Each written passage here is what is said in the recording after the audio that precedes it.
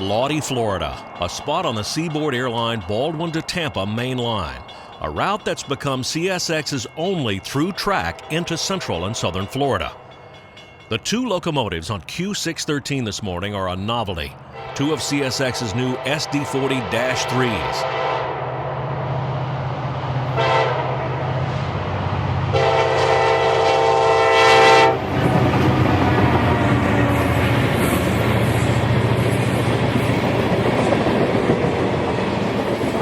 Rebuilt at Huntington, West Virginia, the new Dash 3s have safer cabs, positive train control, and most significant, vastly improved pulling power. Q613, assembled in Waycross, Georgia, carries empty phosphate hoppers and loaded chemical tanks for Bone Valley phosphate country. This is train one of my annual trip to Jacksonville's Railfan weekend. 3 days that will include a train show, an historic society meeting, and for me, some of Jacksonville, Florida's excellent wintertime railfanning opportunities.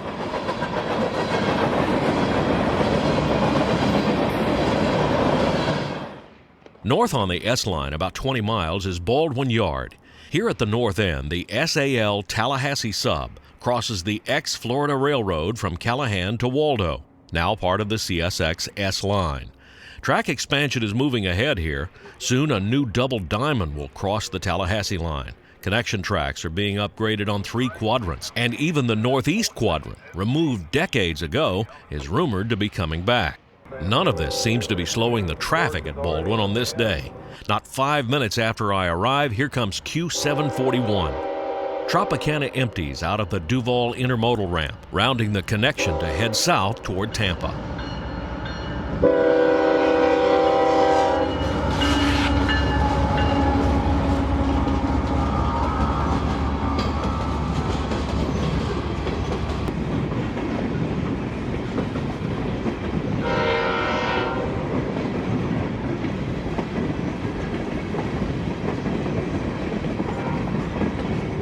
CSX apparently anticipates a large volume of traffic out of Jacksonville Terminal to South Florida. For decades, a single-track connection from the S-Line going east is now being double-tracked. 16 minutes later, coming south off the Callahan side is X605. 605 is a 4 times weekly Waycross to New Orleans train, but is running as an extra today as it doesn't normally operate Fridays.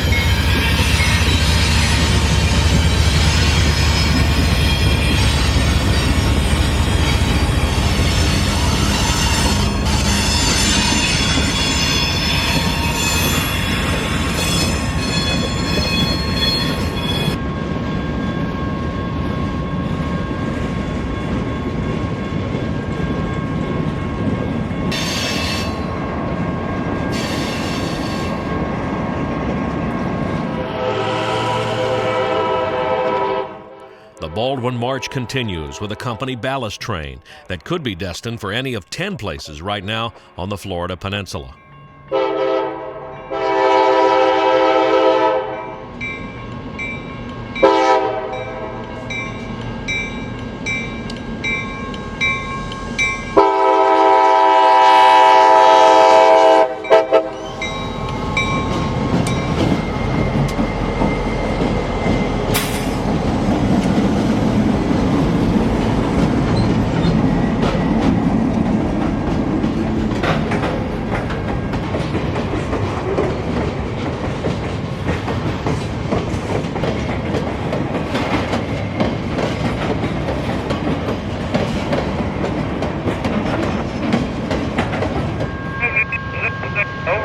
"13 minutes later, it's Q453, southbound fertilizer and grain for Okeechobee and general merchandise from Miami, Florida. 25 miles per hour through the yard now. That speed will be increased when a new double-track main is completed through Baldwin.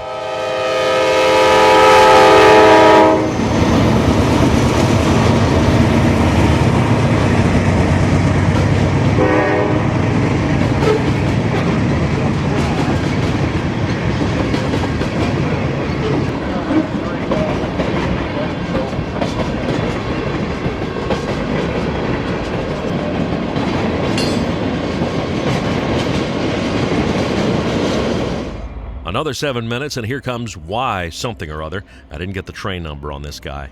Tallahassee Line yard job out of Moncrief in Jacksonville.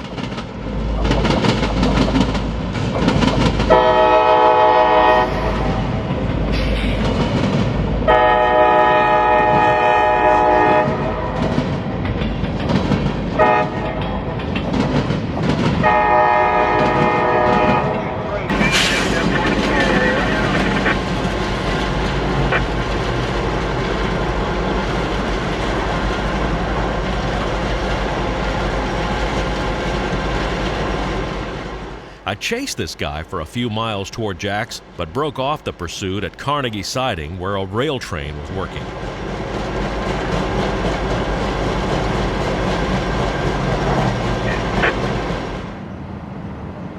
Swinging north up to Norfolk Southern's Simpson Yard, I find a crew switching out a recently repaired bad order well car. Simpson Yard, while not giant, is great because you can watch a lot of the action from a few feet away right on Old Kings Road. You can even park right in the road as there's almost no traffic on it.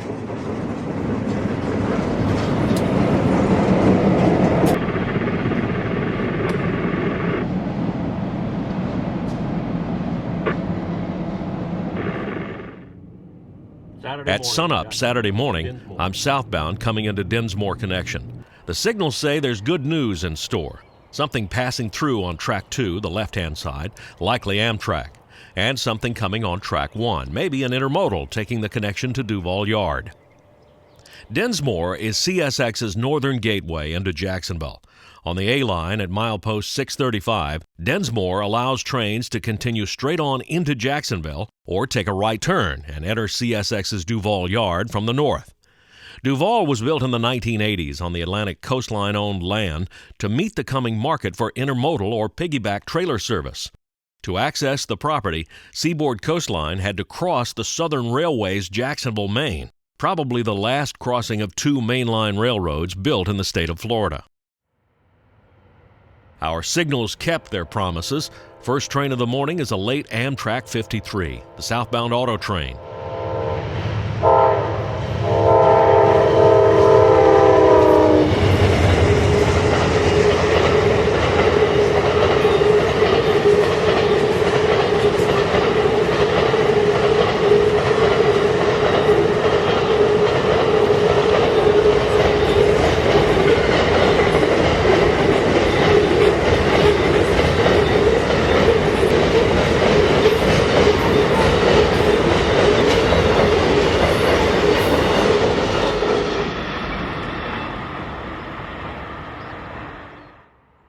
Only minutes later on track 1 comes Amtrak 91, the southbound Silver Star.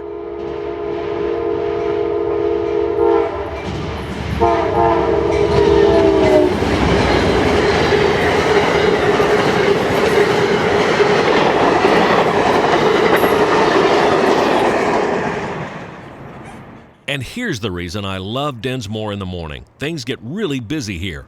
Right on 91's markers is southbound intermodal Q103.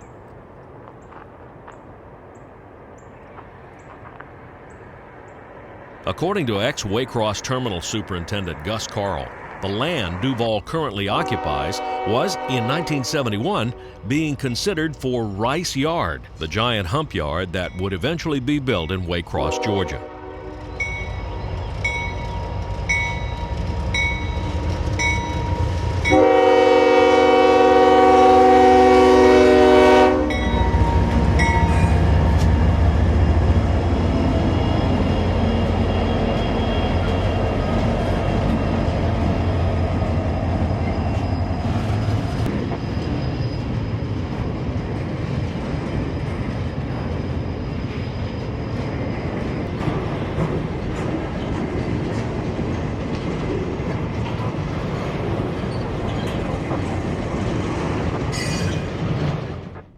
After 103, I swing south toward Old Kings Road. Once a main Jacksonville artery, Old Kings is now littered with parked trucks and dumped furniture.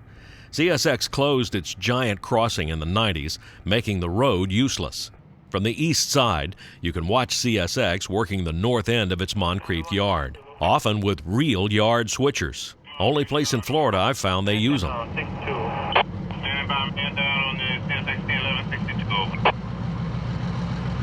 In addition, here on the east side, you're right next to the Atlantic Coastline Savannah, Maine, the A line.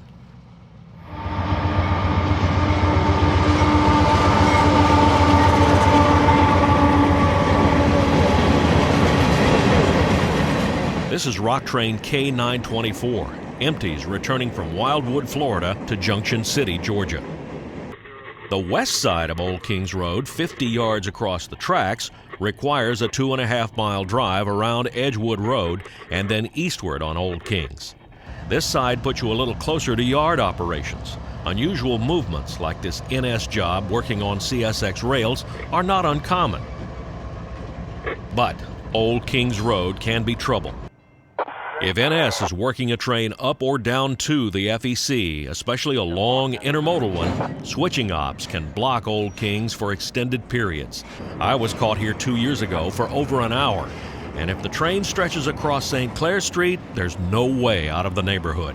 But for his trouble, the Norfolk Southern sometimes offers the Railfan dog a bone, like this high-hood Jeep 38-2.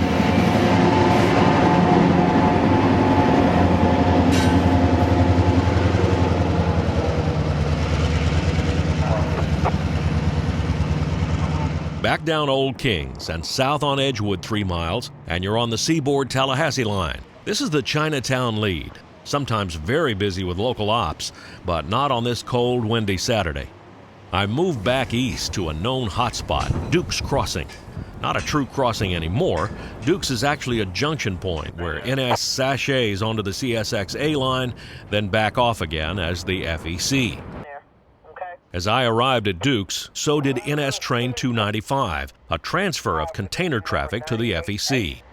Southbound has my permission to pass my conditional stop board milepost 0.0 with no additional speed restrictions. Track is clear for men and equipment.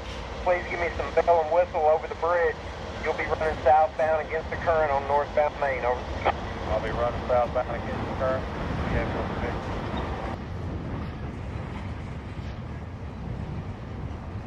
Appreciate it. Hancock out.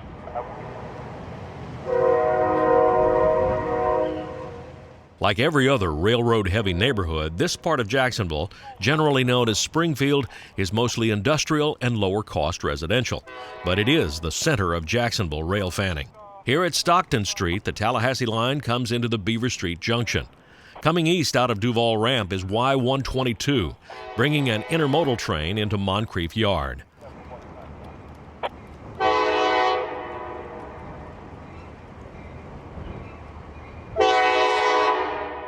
A lone yard switcher is pulling this whole train around the corner at Honeymoon Y and into the yard tracks. The horn on yard switcher 1201 is perfect. Signals just east of Stockton Street guard the Honeymoon crossover, which allows trains to go either north into Moncrief Yard via Honeymoon Y or south toward Sanford via the Seminole connection.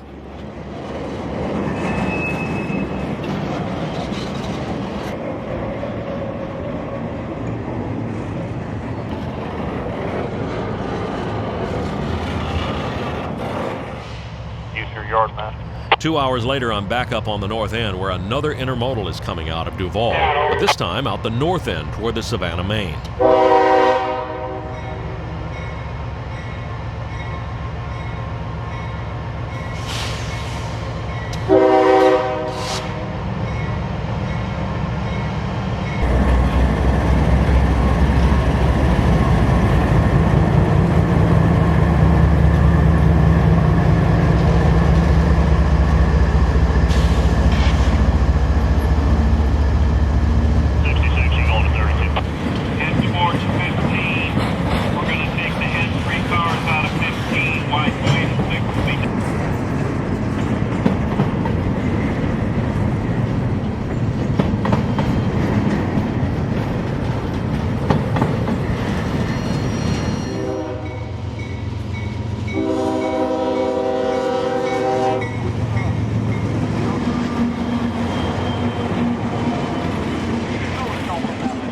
up the rail fanning day with a catch at Moncrief Road. That yard job intermodal we saw earlier at Stockton Street became Hotshot Q034, a bullet that Jacksonville fires at North Bergen, New Jersey 6 days a week. This is UPS traffic for New York City. Crews have told me that delaying this train can be a railroad career ender. In our Jacksonville Railfan Weekend Part 2, we're going to scout the Norfolk Southern. Until then, on the A-line at milepost 637, this is Danny Harmon, out.